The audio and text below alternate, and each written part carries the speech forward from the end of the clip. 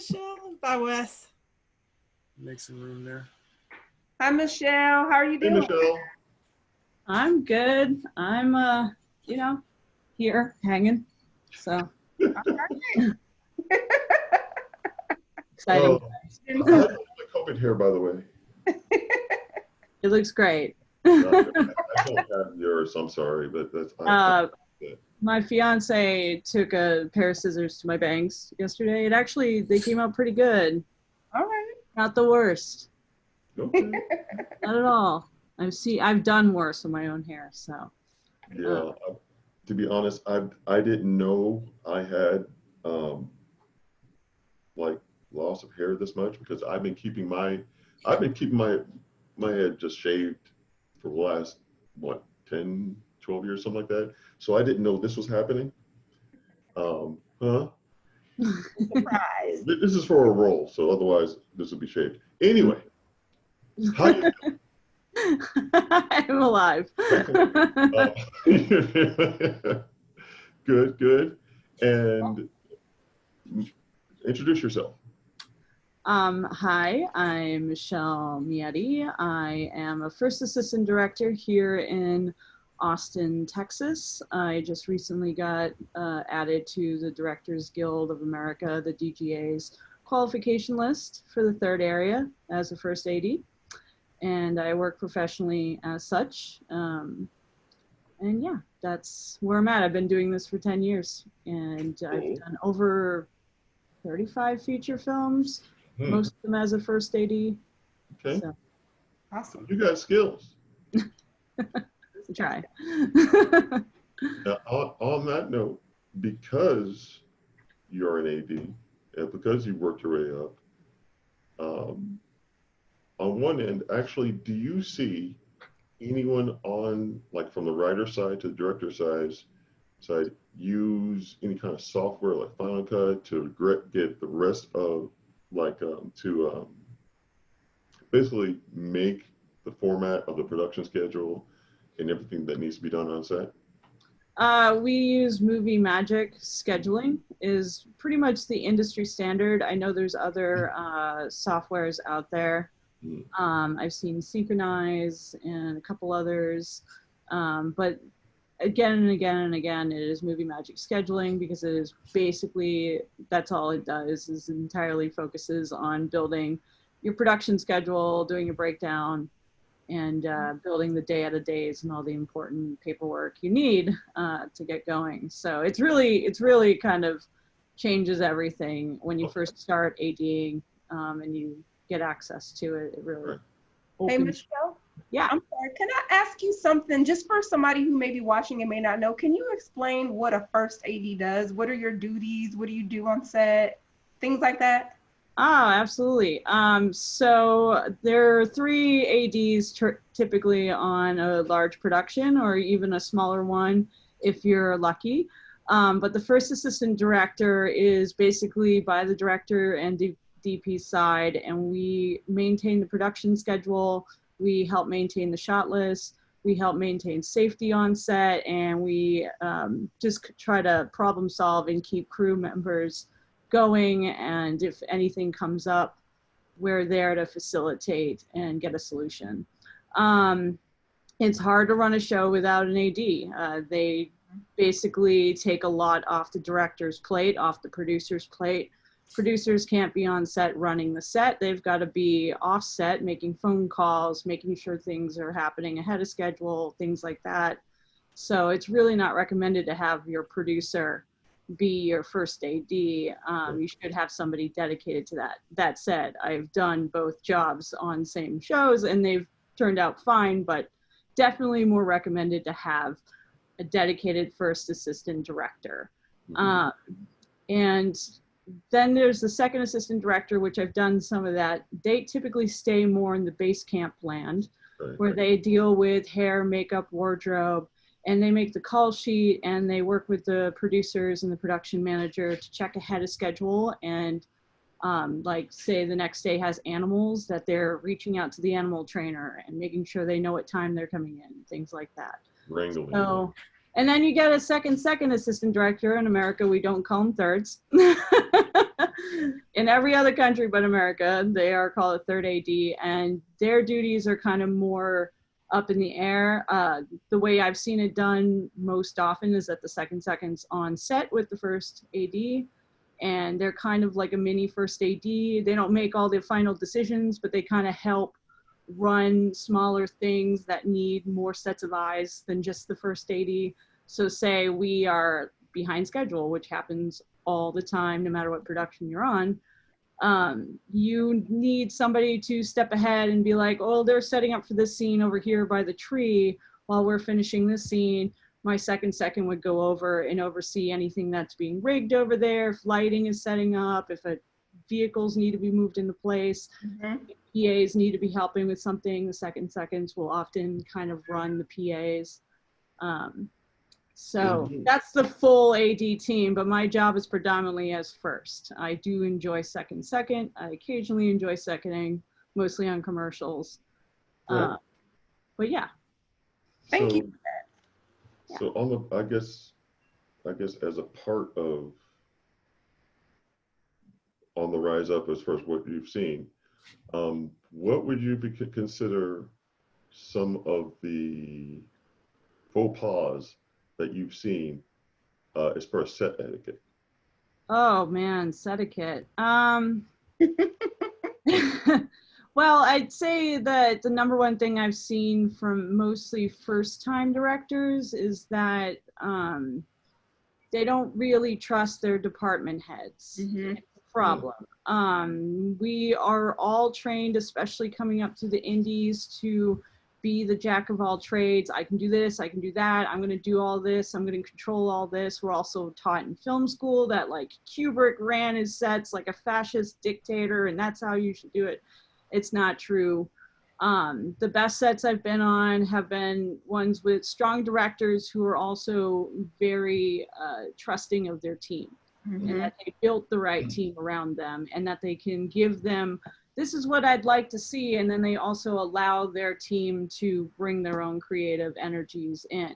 But they know how to, you know, tell them gently, like, that's not exactly what I was looking for. Can we change this and this without it being something that's a problem? It's hard. It's an ego thing. So, and for me, I'm often caught in the middle of those situations where a director is very upset because nothing is exactly as planned, and you don't, you know, indie movies, you don't have the budget to just throw money at a problem. You have to literally direct out of a paper bag sometimes. So I often have to like be like, yeah, I know that didn't work out, but look it over here. This looks like a great spot. Like, look, there's no, you know, the DP likes it. Let's go this way. You know? So, yeah. But that's like one of the biggest faux pas I see is this, like, try to, especially when you're new, is try to over control and micromanage.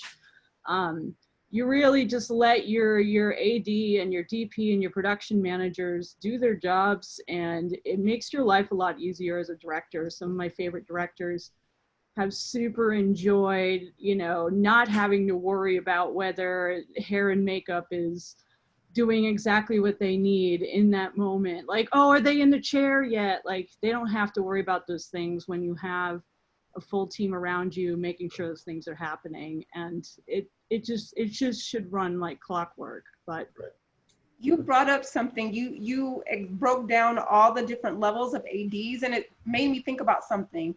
Have you ever been on a set, or have you seen when maybe the ADs kind of flow into each other's lanes, or how do you keep that from happening? Well, you know? I mean, that's a great question. Actually, sometimes the best AD teams I've seen where they can all kind of interchange, but you know, you want people who are focused in their special tasks, who are also not uncomfortable with coming to help if they need be. Like, I am not the best second AD in the world. I'm good at commercials and short form, but I've only done like one feature as a second. I will do it again, don't get me wrong, but like, I am very comfortable with coming out to set. If I were seconding, I can come out to set when the first AD needs backup. I'd have no problem with that because that's my world. But also, like, if the first AD needs to come and help me out with a situation back in base camp and I'm seconding and things feel like there's just a decision I can't make that's happening, or there's a problem with scheduling, I like the first AD to not be afraid to come back to base camp and say, and look at the schedule with me and say, oh man, yeah, that looks bad. Let's work this out. Same thing with the second. They're gonna be a little less experienced usually, but that's how they get the experience. So a good AD team kind of flows together and isn't afraid to go into the other one's lane and they don't try to step on each other. I have seen seconds and firsts kind of step on each other. It's more that the second wants to be a first and comes to set and is like confusing the crew a little bit, because the crew like protocol, and when you have both your first and your second on set unannounced and they're both like giving out demands and like half the crew has barely met the second AD because they live in base camp, you know, it makes things confusing. So you either establish that relationship early on that the second comes out a lot and they say hi to the crew and they know everybody, but usually you don't see it that much. I've only seen a couple situations where the second was kind of being a little too much over the first or vice versa. So. Basically, a set is a dictatorship, not a democracy. No, it's a democracy. So I'll put that. But there's a facilitation. There's a facilitation behind it.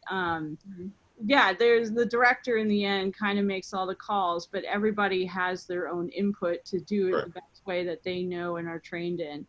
And you know, my second AD will almost never come to set unless I call for them. But if they are like, hey Michelle, I know you really want to do it this way, but here's why you shouldn't, I'm going to listen to them, you know. So that's, you know, especially when safeties, you know, weather reports, things like that, where I'm not able to be looking at my radar all day.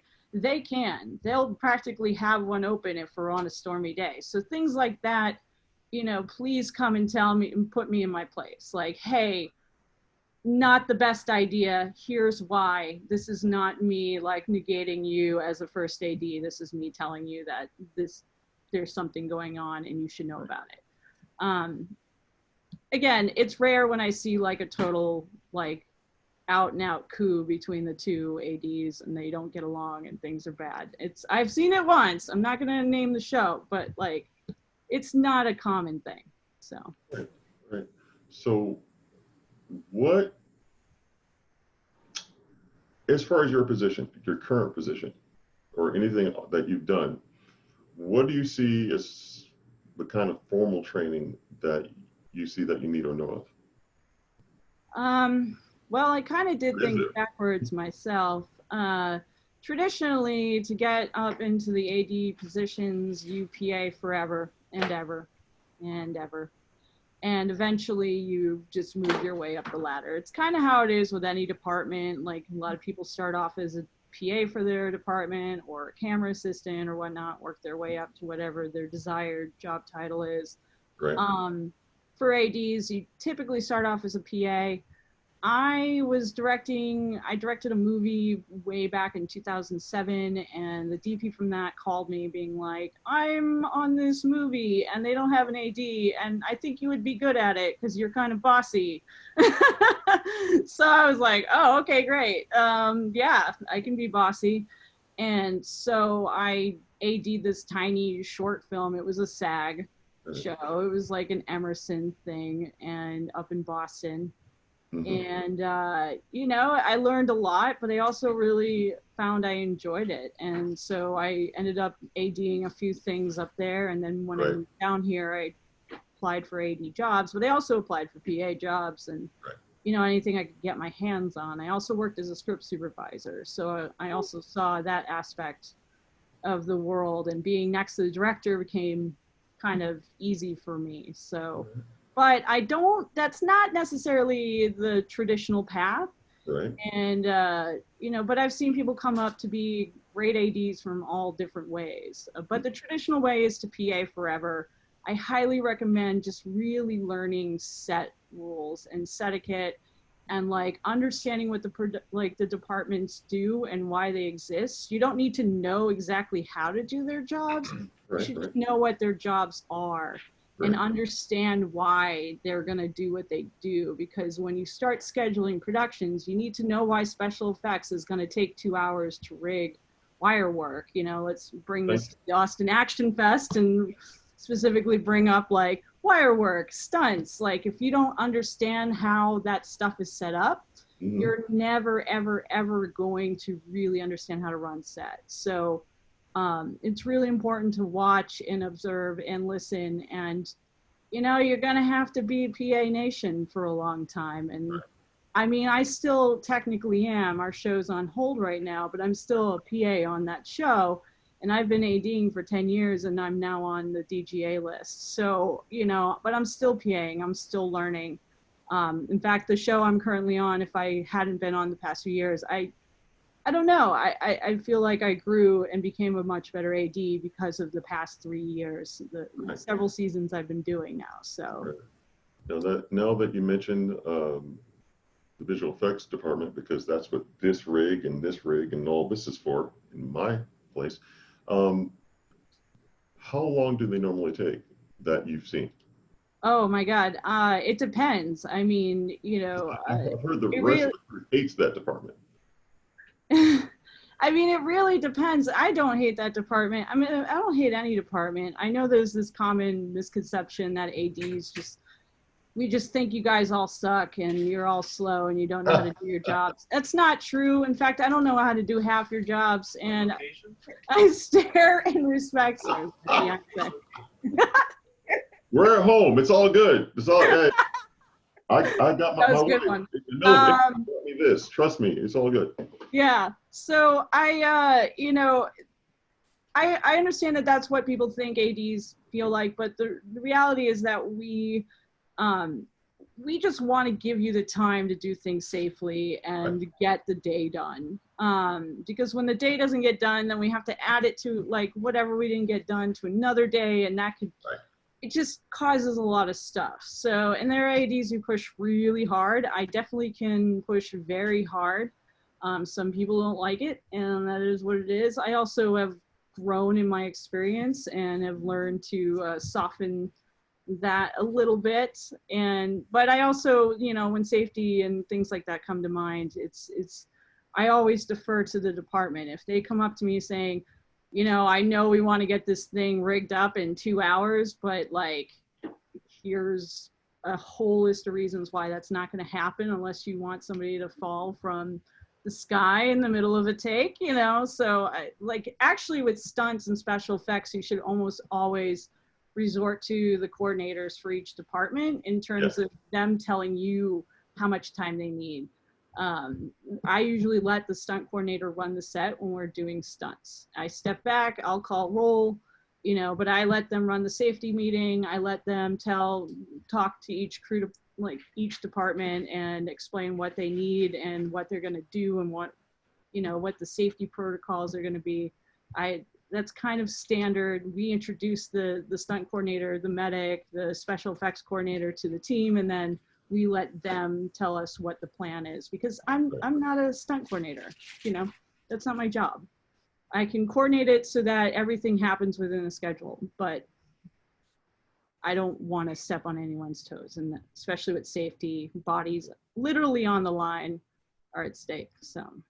Okay, we have a question from the nether regions. Awesome.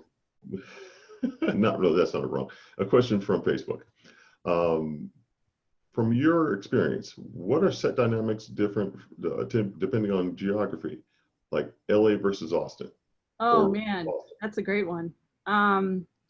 So I have worked in LA as a first AD, and I've also worked in Cleveland and in Mississippi and a few other places, Louisiana.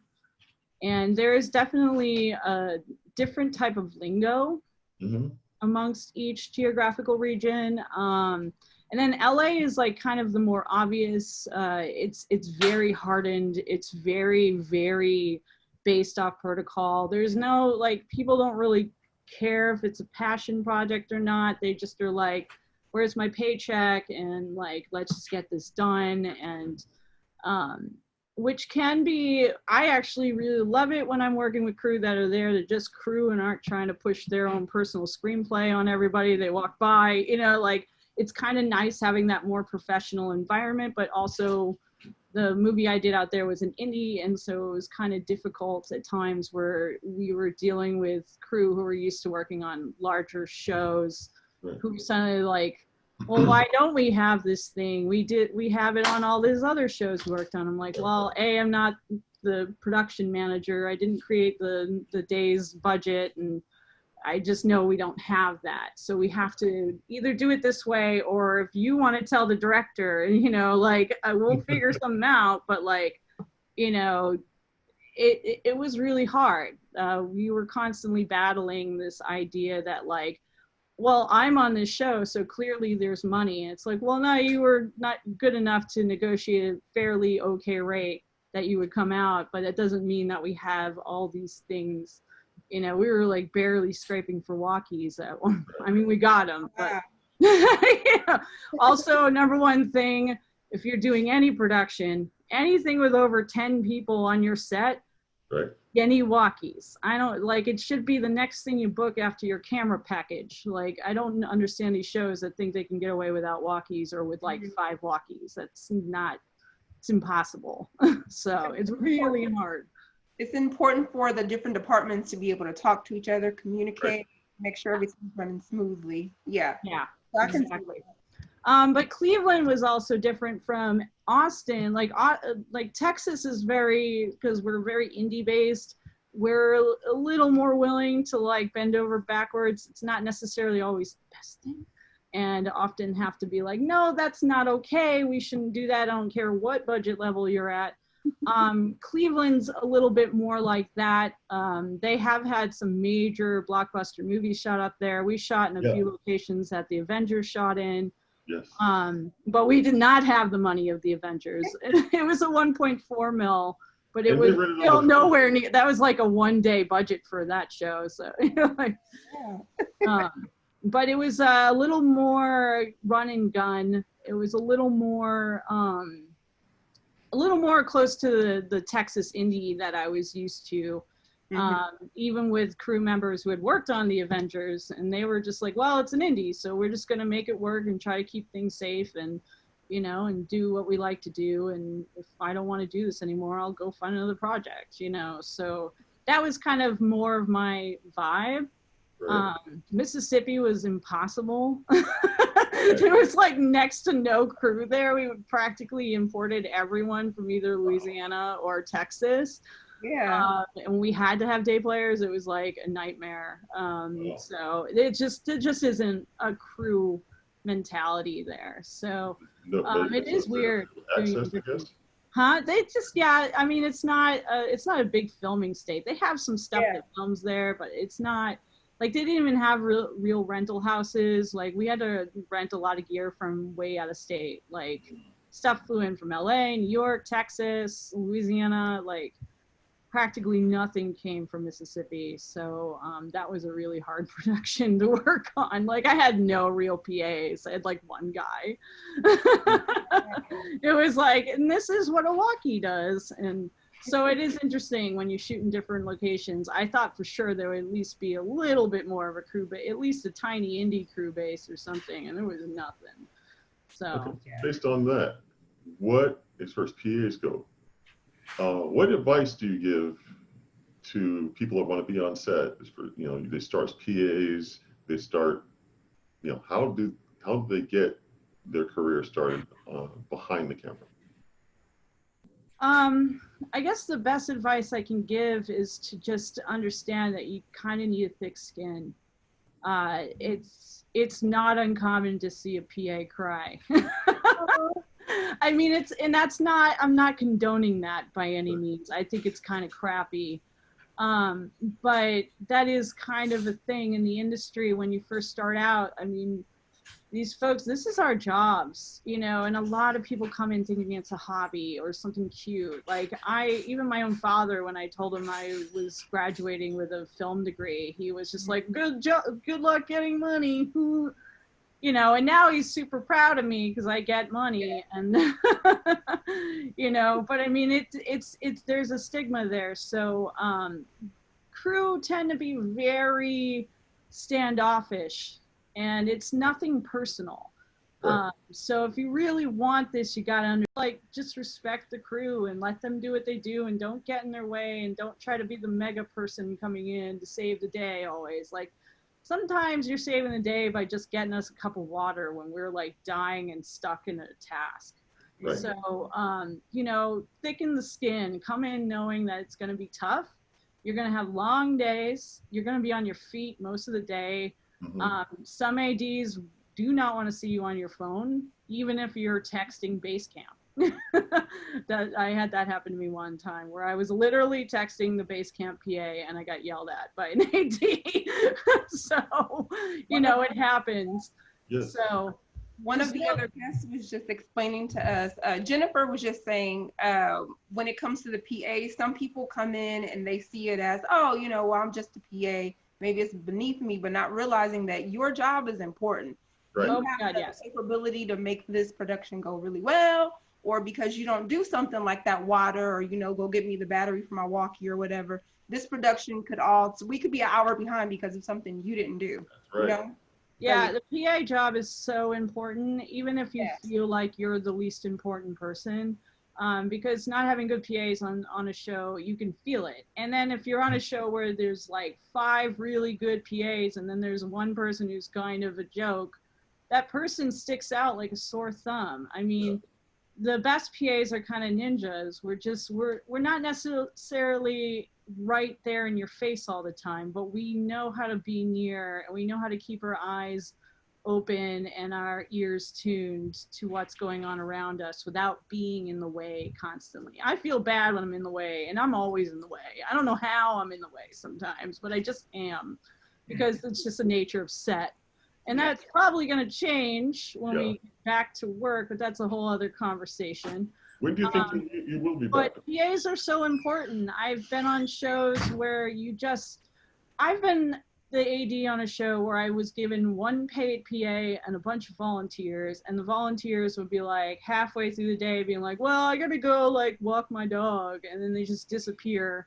And then suddenly I have like one poor guy trying to set up lunch with the producer because they didn't hire lunch, you know, a caterer. And then I need the PA to come and yell at the grips to be quiet because we're rolling, and let everybody know we're rolling because my voice is blowing out because I'm screaming across the set. And then somebody walks into a shot because I don't have somebody at like a doorway that was like right at the set to like stop crew from coming in. So like PAs are really important. They just aren't like the coffee holders that everybody think they are. Like when you get on a really big show, the PAs will run coffee sometimes, but for the most part, they're so important in keeping information going around the set. We're on a new scene 16's up, rehearsal's up, safety meeting, fall in for the safety meeting, like announcements, keeping things quiet, keeping note of safety if something seems off, like bringing it to the attention of the ADs. And just helping to facilitate and be the ears and eyes of the ADs when the ADs aren't able to be in all the physical spaces on set at once. Okay. So that's you know, you're important, PAs. You really are. You might not feel like it. I have cried in a honey wagon, and you will too. I'm behind the scenes right now running some things, but I want to just point something out. I was PA Nation for some time myself, and been a lot of stuff on some Rooster Teeth. The Ninja Ghost host in the background. And one of the funniest things is that talking to grips and gaffers about holding on set, like because we're trying to get a shot, specifically when they're union, was the biggest nightmare. Like they did not care what I had to say. They were trying to pack up to get out earlier than we needed to, and they did not care about what we were shooting at all. Yeah. I mean, that's the real, I would say it's not just those departments. I honestly, I've experienced it across the board. There's always somebody who comes up like just as we call rolling, like literally the slates in the frame. And, you know, the guy's like, well, my boss is telling me I got to bring this 2x4 in. It's like a set decorator. And you're like, you guys said we were ready. Like, we're literally fucking rolling. Yeah. You know, like, it's just not just the grips. chill. We love you. We love y'all grips. Right. Yeah. Be anybody on the set. Yeah, it's anybody, you know, so it's, and honestly, the ads will tell you like, hey, let that person in or something like that, because their boss will go to the ads saying, hey, I know we're about to roll, but like I really need, like, look, you guys can see the wires right there, I got like it dropped, or you know, but they'll tell us that on our walkies most of the time. So somebody just got there a little too late and is like, it's fine, wait for the next take. If it's not that important, you know, you can stand here for 2 seconds and be quiet. But, you know, you're always going to battle that. Like, you can scream it to the hilltops, like, please respect the PA lockups. But I mean, like, sometimes I've been locked up and I've been looking at them and being like, I know we're not rolling. I'm literally in your department. Like, and I know where the camera is pointed and I know we're not rolling and I literally need to go over there. Right. You know, like I'm actually being called by our boss to go over there. So please let me by. So I get it. You know, there's a lot of, it goes back to the people who show up on set as day player PAs who don't really know what they're doing and don't really take it seriously. They don't respect like this. They think it's this fun hobby and it's you know, glamorous Hollywood. You know, it's like, it's a job, it's a work site, it's a construction site half the time. Please respect people's jobs, you know. So I get it. I get why people get cranky.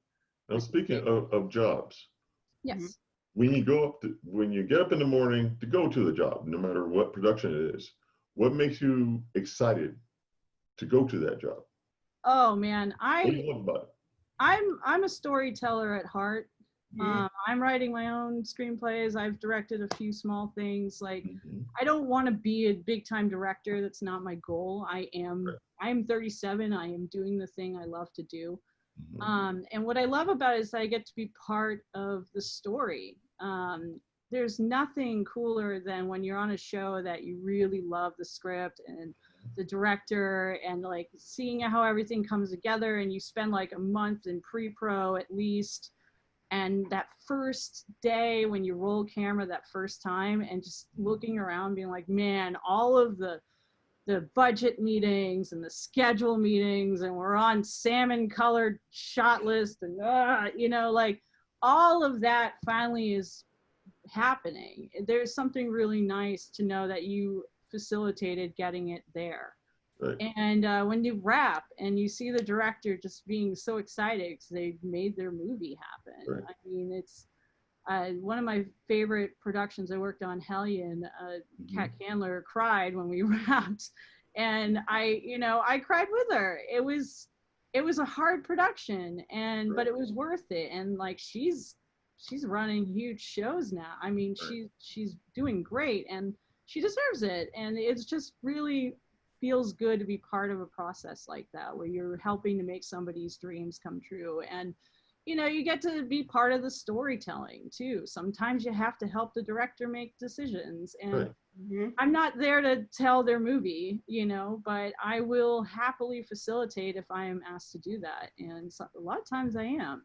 So it satisfies like the technical part of my brain where I love gear and I love crew and set etiquette and all the like the nerdy aspects of production, the community that we build, but then it also satisfies the storytelling and just being part of the arts. You know, I went to film school, I went to an art school, I illustrate, I write, so I totally get it. So as far as the crew itself, how many, a bigger question, do you consider the people that you work with, at least a percentage of the people that you work with, family? Oh my God, yes. Film fam. It's a silly hashtag, but it's real. I mean, we have Zoom meetings for the production I'm on.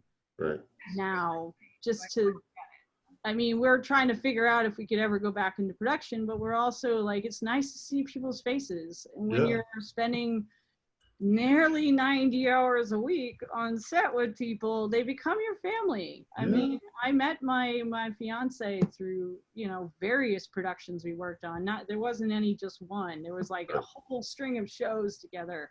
It better be. When we weren't working on a show together, I asked him, you know, I asked him if he wanted to go out on a date. And, you know, it's just like you get to know these folks in a different way. It's not just like the guy who works in the cubicle over on the other side of the office. It's like you interact with a lot of the people. And like at lunchtime, it's almost like a weird high school. There's cliques, like all, you know, the departments like sit together. But I've had some amazing times, and most of my good friends work in film and understand my schedule and my weird life. And you understand this because you definitely understand, because I'm on or was on the event side of this. So I understand the click part. I understand the different departments, you know, lighting, TD, you know, the stagehand crew, just all in different cliques, and very few of them actually mix. So I definitely understand that. Now, as far as networking is concerned, I'm assuming all this I guess networking, referrals, all that kind of things happens when you spend all this time, you know, together. How many jobs do you think you got through networking and just being how many jobs have you got through networking, really? I'd say like at least 80% of the time. Wow. Yeah, the mass majority of jobs come through people I've worked with and who then throw my name to somebody, or they call me back, or, you know, it's once in a great while I see something that looks cool, then I'm like, oh, I'll send in an application for it. And I, you know, sometimes I get those jobs, sometimes I don't, but most of the time it's somebody texts me and it's just like, hey, I can't do this, they need a first AD, you want it, it's yours, you know. Like that's kind of just how it goes with once you get into the more professional level of filmmaking. It's harder when you're scrambling around the indie world. There is, and I've done it for a very long time, and I still technically am in that world a lot. So I know that struggle, and you want to put your name out as much as possible, but also you got to be careful, because you want to make sure you're not getting on these productions that kind of don't have a good reputation. They're definitely, in a small environment like this, there are people that have bad reputations, and if you're associated with them, it makes it harder for you to get a job. So I kind of like to stay more freelance than most people. Do your research. Do your research. That's such a big deal. I mean, we've all taken those jobs where we're like, oh my God, what are we doing here? And it can hurt you. And a lot of times people aren't their best on a job they don't feel great on to start from. So that's kind of a good thing for indie folks to know, is just do your research about who you're getting into, because it is a family, and like families, it can be dysfunctional as hell, and you know, it can be toxic. So you got to be careful, and you still got to protect yourself in the end. And you gotta make sure you're getting your paycheck, you're staying safe, you know, and you're finding some enjoyment in it, because or else why bother? This is a job where it's like, if you don't enjoy it, why bother being here? It's drives all of us crazy when we work with somebody who clearly hates being there. So when you think about a job, as far as, I don't know, what is your end goal doing whatever you want to do? In this case, AD. What is your end game when it comes to becoming an AD? Do you get more training in the different kinds of way to do things? For example, and here's a big one, because we're in this COVID zone, it was kind of not really done before, but definitely more done now is VR production, right? Mhm. Yeah. Would you recommend that, first ADs become more savvy and Unreal so they can say, hey, they can move lights or can do the same kinds of things they do on a live action production, but do that on a green screen stage to see that, to make sure that they have a job, Right. because I can't be next to you within 3 feet. How can I do that on a green screen shoot? I mean, how do we move up from AD or at least do parallel things? Yeah, I was kind of wondering the same thing about the ADs. Is that kind of changing? I think is changing how your job is looking for you all. We don't know. As far as I know, the first and second are all staying put because it feels like we're gonna end up needing more people to strategize and strategery. Especially with the health situation, they are actually looking at, they're calling them like COVID compliance, like specialists and all kinds of things like that. I've just started digging into a lot of that paperwork, and I think I'm going to take a online like COVID course. A lot of ADs are recommending that. But I feel like the ADs are going to become even more important going forward because we're kind of the weird glue, and I don't really want my director stressing about the fact that he can't have his production designer standing next to him, like all the time, so it's going to become more important that there's go-to people who are in between, who can float, who can come up with strategies, and allow the creative aspects to keep being creative. Right. And then I go back to them and be like, listen, I know we want to try it this way, but we're not going to be able to because of these health codes. So here's what the suggestions are. They're still going to need that.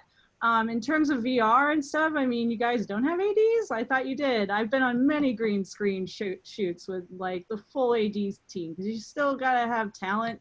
Right. You're still going to have, lighting and all the things still need to be coordinated. And like, it's just, instead of on location, you're just on a studio with a green screen background. So, I mean, ADs aren't going anywhere. We don't know exactly how our job is changing. We do know, I suspect that ADs are going to become more important just to handle just being specialists and working with the COVID specialists and working with pandemic specialists and understanding health codes a little bit more so that the creatives can then get that information and go forward from there with their scripts. And I already know several shows that are dealing with that right now where rewrites are happening because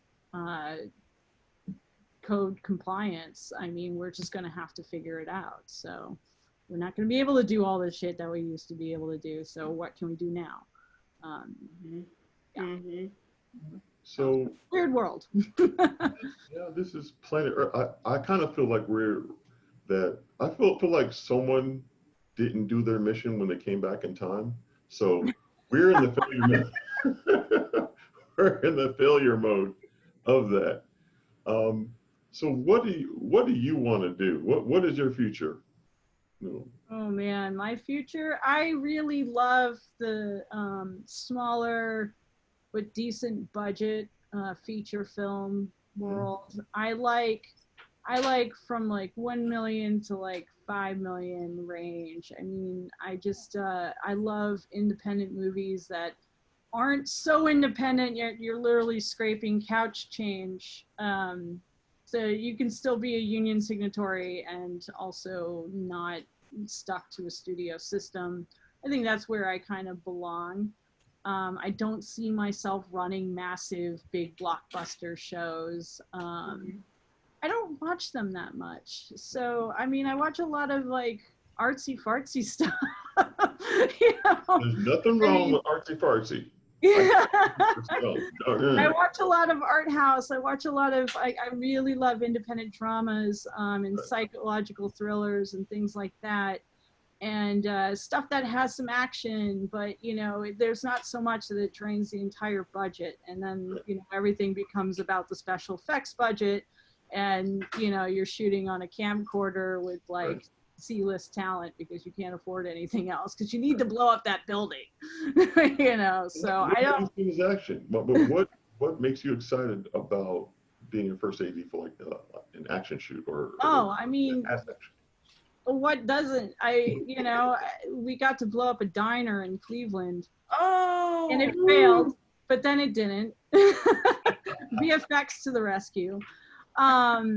But I mean, it's super exciting when it does happen and it works too. Like Hellion, we had a football game. We actually packed the stadium, and while that was happening in the parking lot, this is not a spoiler. This is literally at like the beginning of the movie.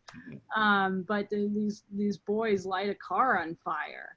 And we actually lit a car on fire. We blew up a truck, basically, and that was such an exciting night. I remember just looking over at the director, and we were just like, yeah, fire. You know, so like, there's something really fun about that. I mean, even on the big shows, like, everyone gets kind of excited when we're doing a big, crazy stunt. You know, like, let's blow up an ambulance. Let's do it 3 times. Yeah. I mean, you want the exciting parts of life. I mean, you see people under pressure, then they push through, and then you got this piece of the set pieces or whatever you need to do to get it on the film. And right. It's wonderful to see. You see the finished product, see how it connects. Stunts is one of my favorite things to witness, and seeing a good coordinator in action is. Again, I always defer to the coordinator. It's kind of industry practice when there's a stunt coordinator on. The first AD, the director, all of us kind of step back. You know, like, we've already had our meetings with this guy. We've already discussed what we need. But this is their moment, and they've taken all the notes. We have our own violence conductor. Huh?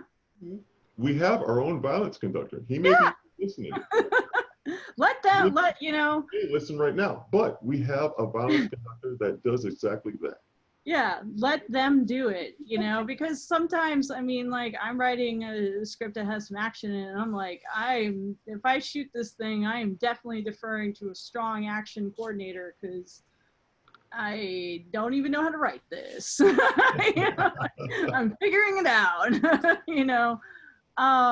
So, and it's the same thing on set. Like, I'm not a stunt coordinator, so I'm gonna defer to the guy who literally has spent their time, you know, coordinating with their stunt players. Right. And it's so exciting to see it come together when you know they've been practicing forever. Like, there's we had a guy on this project I'm working on that he had to throw himself through a bunch of rocks over and over and over again. And ouch. I mean, he definitely wrecked himself.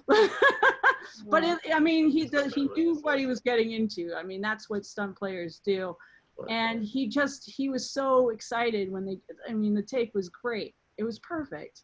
Right. And just seeing, even with, like, you know, a big cut across his head and him being like, well, I guess I might have to go to the hospital, but, you know, yeah, we got the take, you know, like, there's something kind of cool working with people who are just like, that is their energy. Because I am, you don't see me cutting my forehead open for for any take, but that's why I'm not a stunt player, you know. So I have a lot of respect for that process. I really enjoy watching it. Okay. So I wonder if you have any time for questions. Keisha, did you see me? All right, let me do a check for some questions here. Yeah. I mean, good question. You answered some of them as you were talking, Jill. Some of the questions that came up, but let me check the groups here and see if we have any. I did like shooting with you, by the way, even though it was an event. Yes, the side hustle. Dell World 2014. Dell World 2014. Okay, I'm not seeing any on this page either. But I did, while I'm still looking, Michelle, can you talk about you brought up the zines whenever we were getting some information from you before. If you could talk about that, the zines. Am I saying it right? Zines. Zines? Yeah, like Okay, I'm magazines. so sorry. I was like, she's looking Okay. at must be saying it wrong. I'd show it to you. I run a zine library of over 2,500 independent publications. A lot of them self-made or small print. And when it's not pandemic, people come in on a scheduled shift and they check zines out like books in the library. And it's a lot of voices. It's a lot of different alternative voices.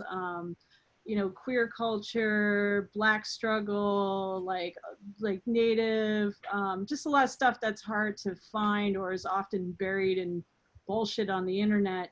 Right. And people just writing about their lives and their struggles, or that's just like cookbooks or comics. Like, you know, some of my favorite ones are like DIY stuff. There's movie ones. There's stuff about working in film and like, you know, crew members talking about their lives. And you know, it's an exciting thing. I kind of secretly low-key wanted to be a librarian. So Right. Here I am. I now run a virtual version of it during pandemic, and it's called the Sherwood Forest Zine Library. And if you look us up online, you can find us. It's just sherwoodforestzinelibrary.org. And then there's a drop-down menu for the virtual library, and you can download PDFs for free that people donate. Oh, Yeah. wow. All for free. So, yep, it's free. It's a library, so. Nice. Okay. Let me see. I think we do. Hi, Fontessa. Oh, yeah. Yeah, hello. Okay, we've already answered that. What's the process for the zine library? We've already gone through that.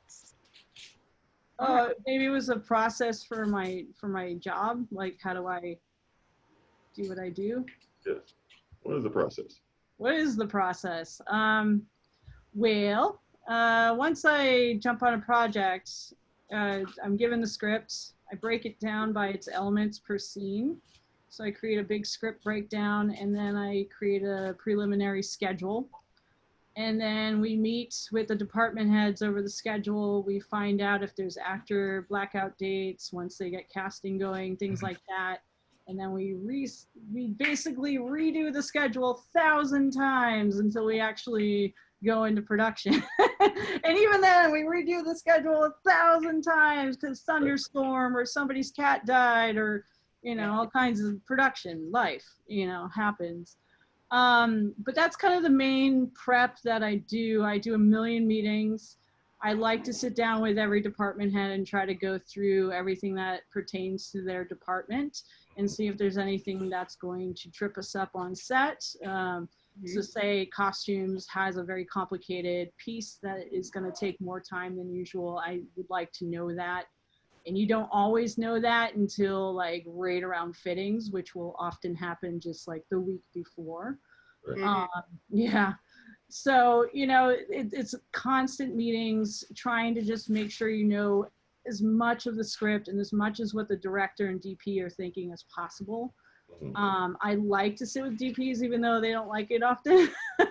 They often are just like, didn't we already talk about this? And it's like, yes, but now that you have new information with your gear, has anything changed? You know, I want to make sure we have time. Yeah. So it's a lot of meetings. Scouting, we usually do a big tech scout before the start date where we take all the department heads through each location.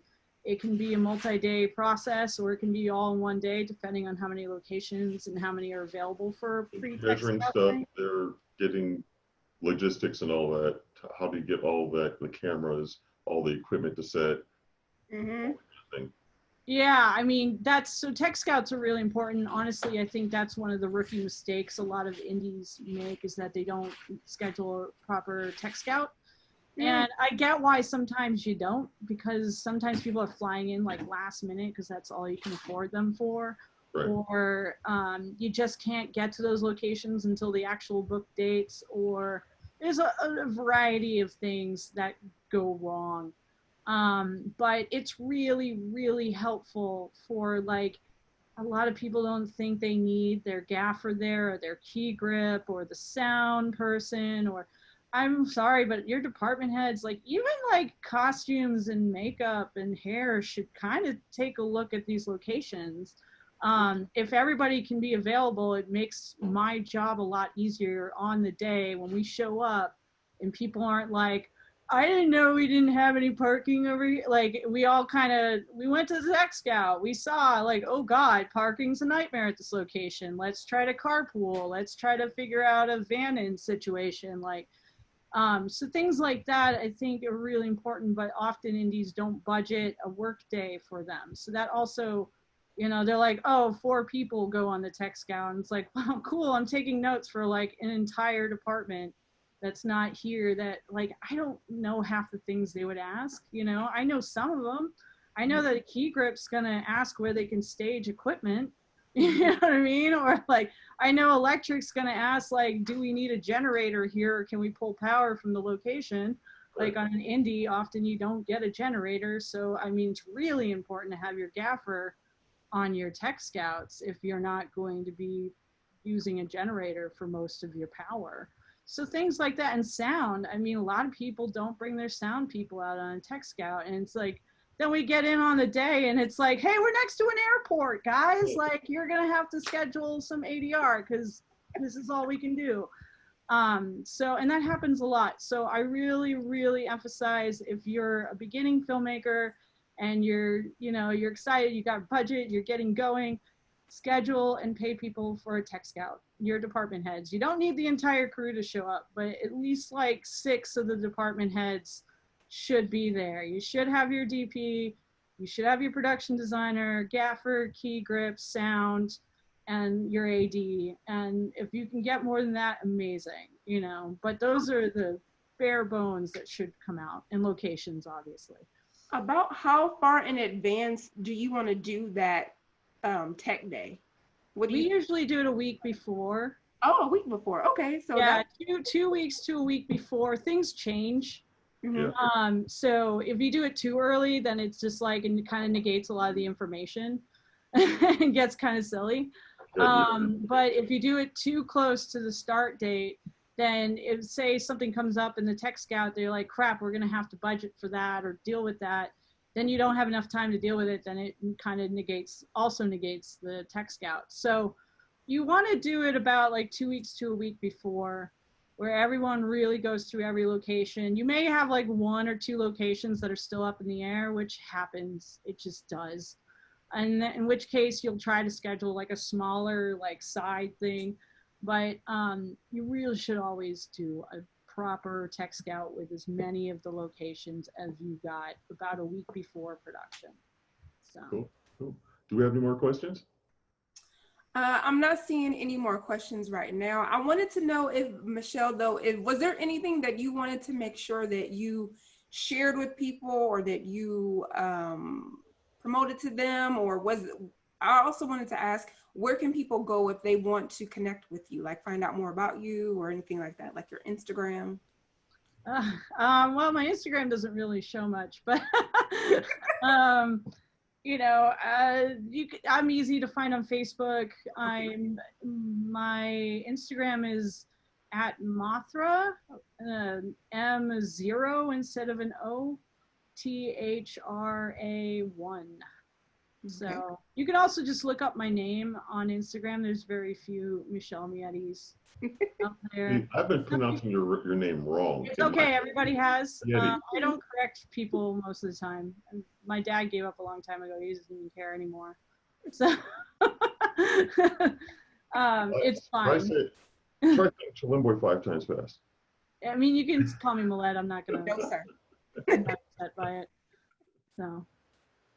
But yeah, you can look up my name, find me on Instagram. You can find me on Facebook. I used to run a Tumblr when I first started about being a first AD. And so I got some of my earlier jobs that way, but I haven't updated it in like 4 years or something. So it was really about my like beginning journey, but it was pretty fun to do. So that might come up. Just know it hasn't been updated in a very long time. So yeah. Okay. With me. Well, what questions do you have for the Austin Action Fest? I know this is your first time here. I'm not sure if you've heard it when I put it on Facebook or whatever. What question do you have for us? I mean, how much do you guys think about ADs? I don't know. You know, I think it's actually kind of cool that you guys brought in other folks outside of just directors and screenwriters. I feel like a lot of festivals often only emphasize the creatives and often leave behind the techs, and the techs also make the movie. So a lot of people are very interested in talking about that.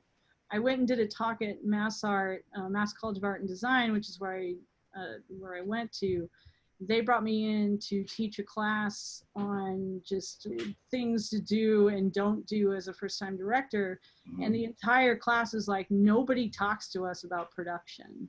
Mm-hmm. Nobody talks about scheduling or set a kit or lingo or any, like, outside of a C47, like, you know, everybody knows what the clothespin is, but like beyond that, nobody talks to us about these things. And these are film students who want to go into it. So that's really, it's really cool to see that you guys are pulling in more production and tech folks, because action is heavy on tech. I mean, the wire work stuff, I mean, anything to deal with special effects. I really think you guys should get a special effects, like a union special effects technician. Like, I think they're fun because they'll tell you your trait little thingies. I will tell them. I have plenty of friends that could do that. We have one VFX supervisor that has already said yes to we'll talk a little bit later on in the year. Oh, cool. So, yeah, you may actually have already met him. So probably. Yeah. But he's going to be on there. There are plenty of visual effects friends that work on other shows that all of you have definitely heard of. So not all of them have said yes yet, but guys, it's coming. It's going to be coming, and because we're on Austin Action Fest, I'm going to ask questions as far as how do the physical and virtual world, the VFX world, intermix, and what that process is. Yeah, that's a cool one. That's always for me whenever I'm running a day where it's VFX or special effects or any non-traditional talky talk dialogue scenes. It's always interesting to see the process. Mm-hmm. And there's always a debate. Like, the protocol is different from show to show too. I mean, I've seen people have arguments about whether you green screen a phone with a piece of green, you know, backing, or you just put a big old neon X on it, or you don't do anything at all. It's fine. You know, it's like, it's so crazy to see the different techniques. So I think it's really interesting to bring in more of the text. And I know nothing. I'm like, oh, X on the screen. I don't know. It's all good. All right, we did have a couple more questions that came in. What program do you use the most? I think we talked about that at the beginning, but. Yeah, Movie Magic scheduling is the standard one. Outside of that, use Excel for a lot of sorting stuff and, you know, making lists and whatnot. But Movie Magic is really, it's just a built-in scheduler. So I use it all the time for even short films and episodic, although I don't do a lot of episodic as an AD, but yeah. What software actually is used before Movie Magic? Excel. I think Movie Magic is the very first one from my understanding, and quickly became the industry standard, and it's kind of hard to unseat it since so many people have it now. Kind of like Final Draft or any of these like the key software. So if you're a small fledgling company trying to come up and develop something that you think would be better, it's really hard. I've seen some variations of different schedulers, but I still go back to maybe Magic, even though it's expensive. It just works. So. Understood. Mm-hmm. Okay, another question was, what different areas did you find the students really wanted to know more about? The students that you had mentioned before that you were talking to, what did you find they wanted to know more about? Set life. Okay. What it's like to be on an actual film set, not like, oh, the director does this and the gaffer does this, and they wanted to know what a day in a life on a real movie set looks like. Yeah. Because you don't get that experience in film school. You just don't, unless you get lucky and get somebody who brings you on as a guest or a PA on a set. Mm-hmm. Most of the time you just see the student set. And student sets, I'm sorry, no offense students, I was once one too, and oh my God, I did some dumb stuff on my sets. Student sets are awful. We don't know what we're doing, and that's okay. That's how you learn. So, but a lot of people don't talk about the process of actually being on a film set. The etiquette that is unwritten is insane. Like, everyone thinks PAs like move everything. Mm-hmm. No, if you touch an Apple box without a grip's permission, God help you. Like, you don't do it. You don't unplug anything. You don't turn the light switch on, even if the director calls for lights. That is not your job. But you don't know those things until you're actually on a set and you see how these things work. So, and why. I have to make an apology. Laura, because I didn't know, I'm sorry, this is something separate. Laura, I am so sorry for unplugging the XLR. It was not my fault. Well, it was my fault. I didn't know what I was doing. So the screeching, ear-piercing sound that permeated the tiny auditorium and screamed in your ears, again, years later, I really apologize. See? Those are the things that you don't know about. You brought up etiquette a few times now, Michelle. Do you have anywhere like on like a web page or anything somewhere where people can go? Like, do you write anything about etiquette? Because I've heard you say it a few times and how important it is. So I was just wondering. I have made a few written things for new PAs on shows I've worked for. When I'm firsting an indie film, we often don't get the best, most experienced PAs. So I have like a book I've written of being, what it's like to be a PA on set. Oh wait, my amazing gaffer fiance has this I really should dig into. Holy crap, it's called. It's actually quite good. It's actually quite good, he says. It's endorsed by your fiance, I hear. His name is Ben. He is a gaffer in town. Hey, Ben. Really good. Hi, Ben. This one's called On the Set, The Hidden Rules of Movie Making Etiquette. Nice. I've written some stuff myself personally, and if anybody wants to email me, I could, I'm happy to engage. God knows I have plenty of time right now. Outside of safety courses I'm trying to take for the DGA, that's about it. So, and writing a screenplay, yes, at some point I'm writing a screenplay. Did you share your email with us? If you did, could you please share it again? My email is going for FOR picture at gmail.com. Can you say it one more time? Going for FOR picture at gmail.com. I'll type it in the chat too so you guys see it. Thank you so much. Yeah, but I have written about that. Yeah, my biggest thing is etiquette. I've learned a lot of things the hard way. You do, everyone does. My first day on Dusk Till Dawn, the TV series, I was a PA. Exciting. I needed to plug in walkie chargers, and I stopped a grip and was like, hey, where do I plug these in? And he was just like, I don't know, I'm a grip, and walked away. Okay. And I was like, okay. And I had already been ADing for a couple years at this point on like tiny indie movies. So, and it was still just a mistake because you just don't know. I also just didn't know the crew at the time. I didn't know who was what. So it was just like, I should have just gone to the ADs and been like, hey, do you guys know where or who I can ask about plugging this in?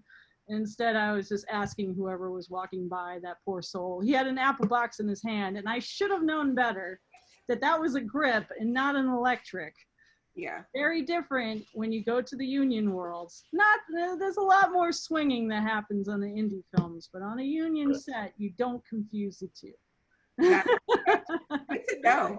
So, and that's the stuff that they wanted to learn, to go back to the students. They wanted to learn things like that, like this, and lingo. Yeah. You know, lingo beyond what you always hear people say. So. Okay.